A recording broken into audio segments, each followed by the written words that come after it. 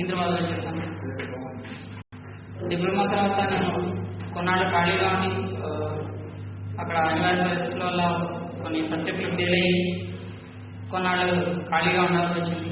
తర్వాత కష్టపడి చదివి మళ్ళీ డిప్లొమా కంప్లీట్ చేసి ఈపీఐలో ట్రైనింగ్ చేసి నెక్స్ట్ ఇప్పుడు టీవీ5లో వర్క్ చేస్తున్నాను.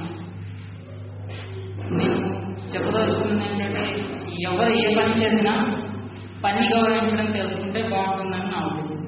Thank you very much.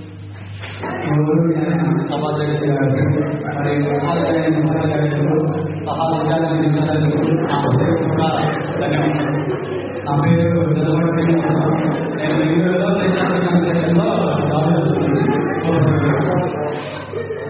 మామూలుగా మనకి దాని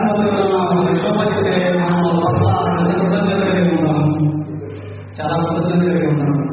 కానీ ఒక విషయం మనకి శాస్త్రం కాదు, దొంగలకు వచ్చి నాకు ఖర్చు అయిపోతాం మన దగ్గర ఉండేవి కాదు. అలాంటి వాళ్ళ పట్ల మనం అంత కృతజ్ఞత కలిగి ఉంటే ఈ రోజున ఎవరో దొంగలించే ఎవరో ఎత్తుకోవాలి ఈ రోజున ఇంజనీర్ ఆధారం కానీ అది ఉండట్లేదు, పట్టించుకోలేదు. కానీ కొన్ని సందర్భాల్లో అవి గుర్తుపెట్టాలి. మామూలుగా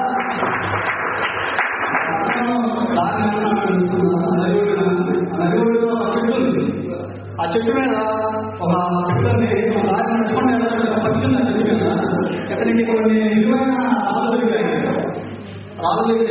దొరికాయి. వాటి వేస్తాం ఆ రాళ్ళని నదిలో పెట్టుకున్నాయి. లాస్ట్లో రాయింది దాని కోసం ఒక వ్యక్తి చూసి రాజస్థానాన్ని అంటే ఆశ్చర్యపోయి ఇంత విలువైన రాళ్ళు అంటే ఎందుకు పోగొట్టుకున్నాను బాధపడ్డాడు. కానీ ఆ అసలు ఈ రాళ్ళు నదిలో వెళ్ళిపోయింది. అలాగే మనం గడిచిపోయిన రోజు కూడా వాళ్ళు చెప్పారు, ఆ రోజుల్లో చెప్పారు చాలా విలువైన అసలు మంచిగా వాళ్ళు చెప్పిన మాత్రం గుర్తు ఎప్పుడు కనిపించినప్పుడు మనకి ఆ మాట అనేది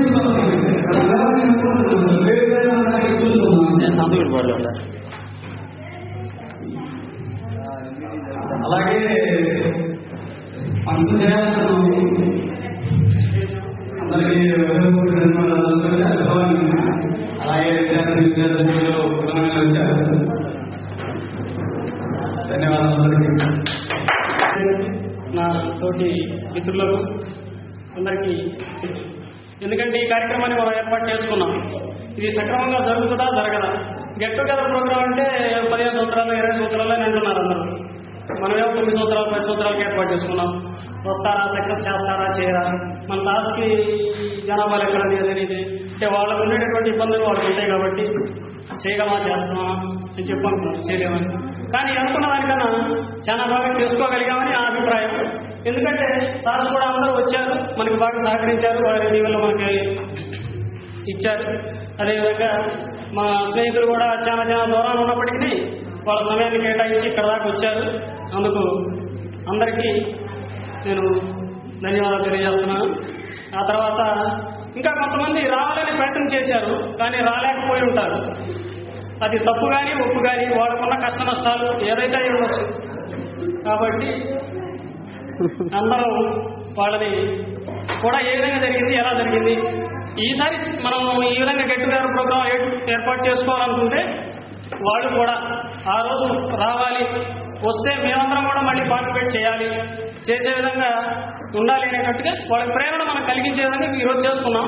అలాగనే అందరూ స్నేహితులకి బాగా దగ్గరగా ఉండాలని, అంత స్నేహాన్ని కాపాడుకోవాలని నేను ఈ సభాముఖంగా తెలియజేస్తున్నాను.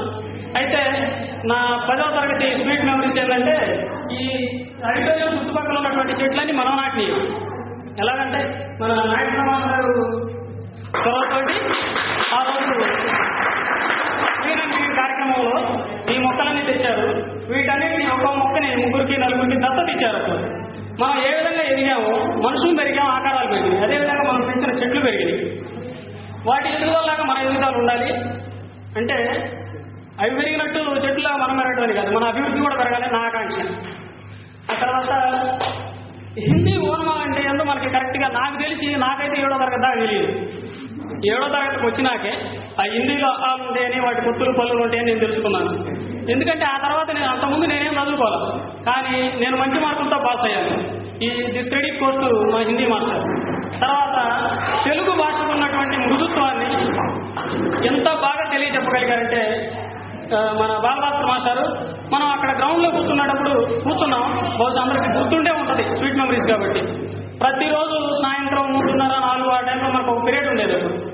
అక్కడ కూర్చోబెట్టి తెలుగు జాతికి ఉన్నటువంటి గొప్పతనాన్ని, తెలుగులో ఉన్నటువంటి మాధుర్యాన్ని మనం ఏ విధంగా అభివృద్ధి చెందాలి అనేటటువంటి దాన్ని బాలభాస్కర్ మాస్టారు మనకి పూసగుచ్చినట్లు చెప్పుండేవాళ్ళం. చెప్పారు. మాస్టర్ యొక్క ఇన్స్పిరేషన్ తోటి మనం ఇంతటికి ముందుకు వచ్చామని నేను ఆశిస్తూ ఉన్నాను. ఆ తర్వాత మన పుల్లయ్య మాస్టర్ కానీ, కోటేశ్వర మాస్టర్ కానీ చాలా కృషి చేశారు మన స్కూల్కి. పుల్లయ్య మాస్టర్ ఉన్న టైంలో నాకు తెలిసి ఏ స్కూల్లో కూడా ప్రతి శనివారం లాస్ట్ 2 పీరియడ్స్ డ్రిల్ పెట్టి చేసినటువంటి సందర్భాలు లేవు నాకు తెలిసి. అయితే నేను 4-5 సార్లు ఆర్మీకి ప్రయత్నం చేశాను. అది దేవుని కృప కావచ్చు, నా వైఫల్యం కావచ్చు, నేను దాన్ని అందుకోలేకపోయాను. కానీ అప్పుడు నేను రన్నింగ్ రేస్ ఉంటుంది ఆర్మీలో, అంటే 16 కిలోమీటర్లు నేను పరిగెత్తాలి, 4 రౌండ్లు ట్రాక్ ఉంటుంది. అప్పుడు నాకు ఈ రోజులు గుర్తుకొచ్చాయి. ప్రతి శనివారం మనం 6 రౌండ్లు 7 రౌండ్లు వేస్తున్నాం కదా, దీన్ని ఎందుకు మనం చేయలేము అని చెప్పి దాన్ని ఇన్స్పిరేషన్గా తీసుకొని నేను ఎక్కువ చెప్పుకోవడం కాదులే, కానీ ఇప్పుడు కూడా రన్నింగ్లో డిస్క్వాలిఫై కాలేదు. This credit goes to Pullayya master.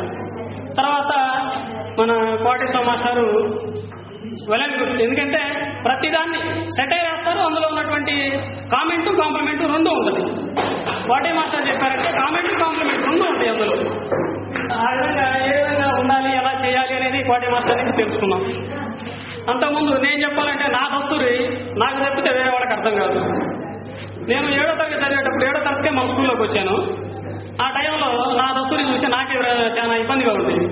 2-3 సార్లు మన సువర్చల టీచర్ గారు నన్ను గట్టిగానే పనిష్మెంట్ ఇచ్చారు.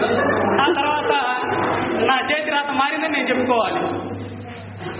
చేతి రాత తలరాతను మారుస్తుంది అంటారు, అది ఎంతవరకు నిజమంటే నాకైతే తెలియదు. కానీ నా చేతి రాత మారడానికి మాత్రం మన టీచర్ గారే కారణం. దిస్ క్రెడిట్ గోస్ టు మన తెలుగు టీచర్ సువర్చల.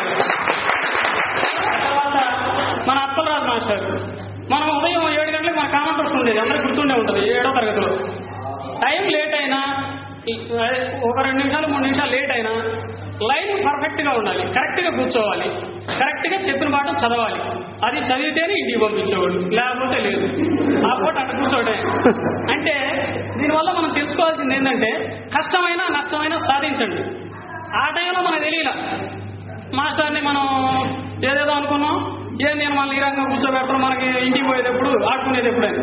కానీ దానికి ఉన్నటువంటి విలువ మనం ఈరోజు ఇక్కడ చెప్పుకోగలుగుతున్నాం అంటే దానికి కారణం ఆ రోజు ఉన్నటువంటి పునాది లేని గోడ నిలబడదు. ఈ రోజు ఈ రకంగా ఇక్కడ మనం అందరం 10వ తరగతి ఉత్తీర్ణులమై ఇక్కడ కూర్చొని చెప్పుకోగలుగుతున్నాం అంటే కారణం మన టీచర్స్ అందరూ. అంటే ఆ రోజు ఆ విధమైనటువంటి క్రమశిక్షణ మనకు అలవాటు చేశారు కాబట్టి మనం క్రమశిక్షణలో ఉన్నామని నేను అనుకుంటున్నాను. ఆ తర్వాత ప్రస్తుతం హెచ్ఎం గారు మన స్కూల్ని ఇప్పటికి కూడా మంచి మార్కులు తెస్తున్నారు. మండలంలో ఉన్నటువంటి అన్ని స్కూళ్ళలో కన్నా సంతగుడిపాడు స్కూలు అంటే దట్ ఈస్ ద బెస్ట్ అనేటటువంటి విధంగా స్కూల్ని ముందుకు నడిపిస్తున్నారు. నిజంగా దిస్ క్రెడిట్ గోస్ టు మన కోటిరెడ్డి సార్. ఆ తర్వాత సంతగుడిపాడు స్కూల్ 1954-55లో పెట్టారంట. అయితే అప్పటి నుంచి ఇప్పటికి సంతగుడిపాడు స్కూల్ మహిమో లేకపోతే మరొకటో కానీ ఈ రొంపిచర్ల మండలంలో నాకు తెలిసి, అంటే నేను అప్పుడు పుట్టుండలేదు, అప్పుడు ఈ సరౌండింగ్లో ఎక్కడ స్కూల్ ఉండలేదు. ఇటు చేజర్ల, తర్వాత కుంకలగుంట, ఇటు కొనకంచేరిపాలెం, గోగులపాడు, అటు మునమాక, ఇటు వచ్చేటప్పటికి కర్లకుంట, బుచ్చిబాపనపాలెం అట్టి నుంచి కూడా వచ్చి చదువుకున్నారు. మనకి ఈ హౌస్ డొనేట్ చేసినటువంటి బొట్ల ముద్దయ్య గారు కొనకంచేరిపాలెం నుంచి చదువుకున్నారంట. అంటే సంతగుడిపాడు స్కూల్కి ఉన్న పునాది అటువంటిది. దేశ విదేశాల్లో, దేశ నలుమూలలలో ఈ స్కూల్లో చదువుకున్నటువంటి విద్యార్థులు ఉన్నారు. డాక్టర్లుగా కావచ్చు, లేకపోతే వేరే ప్రొఫెషన్స్, లాయర్లుగా కావచ్చు, లేకపోతే ఇంకోటి.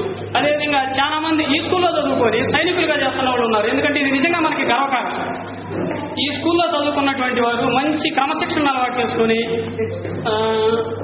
దేశం నలుమూలల భారతదేశానికి సైన్యం అంటే ఏ దేశానికైనా సరే సైన్యం అనేది చాలా ముఖ్యం అంటారు. అటువంటి సైన్యంలో త్రివిధ దళాల్లో ఉన్నారు.